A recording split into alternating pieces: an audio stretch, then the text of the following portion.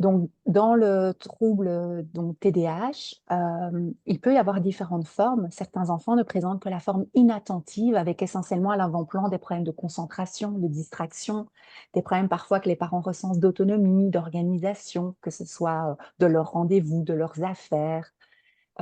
Certains présentent la forme hyperactive impulsive et certains enfants vont présenter la forme mixte, hein, c'est-à-dire tant toute la sphère inattentive que impulsive et hyperactive. Donc ça, c'est la forme mixte.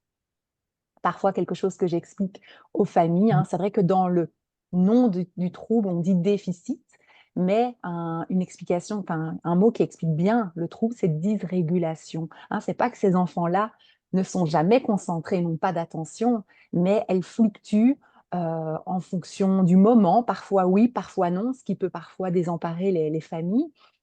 Les devoirs se passent bien lundi, pas du tout mardi, mais aussi ça dépend donc de la tâche, et ça c'est quelque chose qu'on remarque beaucoup, hein, c'est cette différence en termes de concentration ou même de mobiliser ses ressources cognitives, l'écart entre les tâches qui vont intéresser l'enfant, qui l'intéressent, qui répondent à ses envies, versus lorsqu'il est dans des tâches qu'il n'aime pas forcément, si on lui demande, je ne sais pas moi, de ranger ses affaires, ou qu'on lui donne des consignes multiples à la maison, mais ce sont des tâches un peu de la vie quotidienne, ou bien lors des devoirs, alors que, par exemple, il se concentre beaucoup mieux et ça se passe beaucoup mieux lors de son sport parce que, voilà, là, il est à fond, il adore. Et on voit, tout le monde a cet écart, hein, entre de concentration, etc., dans tout ce qu'on aime versus ce qu'on n'aime pas, mais cet écart est d'autant plus marqué dans le TDAH. D'ailleurs, parfois on dit, ah, c'est un trouble de la motivation, le jeune n'est pas motivé, il le fait exprès. Hein, voilà, ça c'est quelque chose qui, quand il veut, il peut.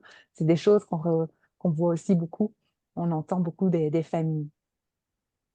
Et en lien avec ce que je viens de dire, hein, il y a différents modèles qui ont évolué pour expliquer le TDAH. Il y avait le modèle de Barclay avec tout le déficit de l'inhibition, le modèle de Brown qui disait déficit des fonctions exécutives.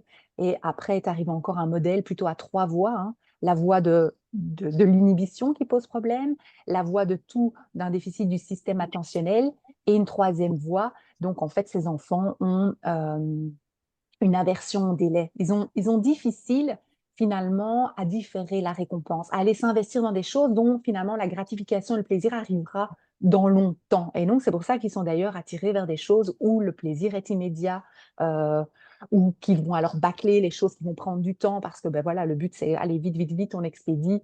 Et donc c'est en lien, on le verra peut-être après, on verra avec aussi tout le versant chaud des fonctions exécutives et toute cette charge motivationnelle chez ces enfants.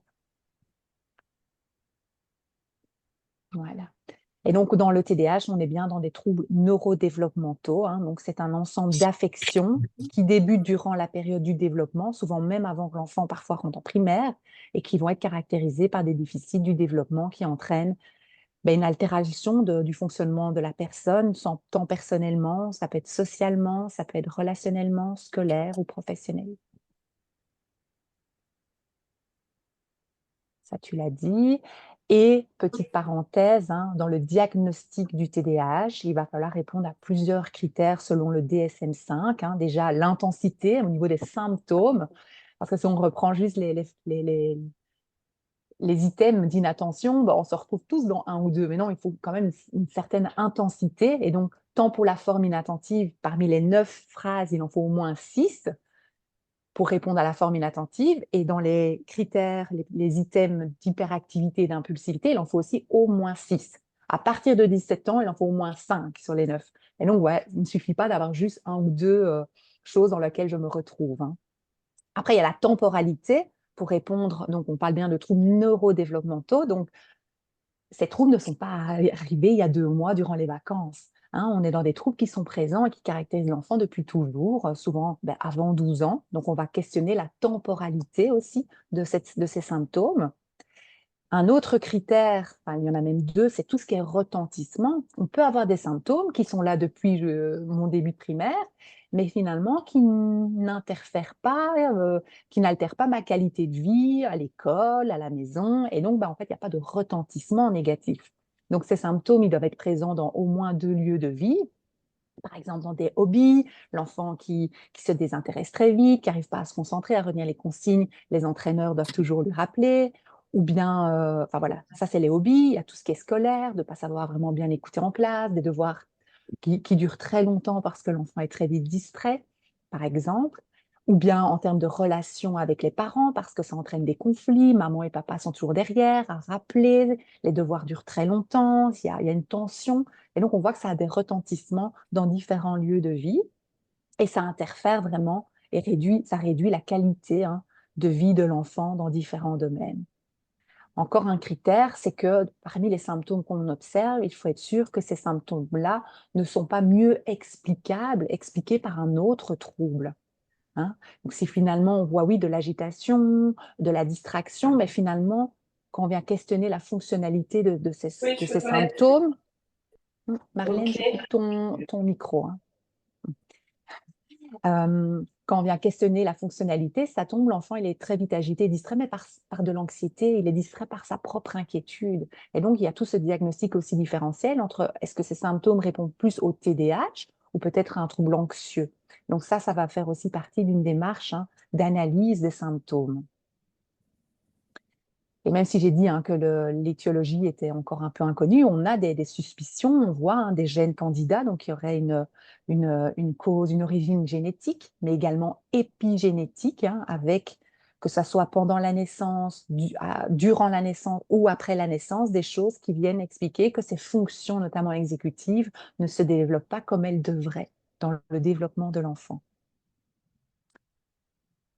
On voit des particularités au niveau cérébral chez ces enfants-là. Ça, je vous laisserai lire à votre aise si vous voulez des choses, mais notamment au niveau préfrontal, hein, on voit on voit des particularités au niveau préfrontal et c'est justement là que sont les fonctions exécutives, hein, ces fonctions qui me permettent d'être adaptées.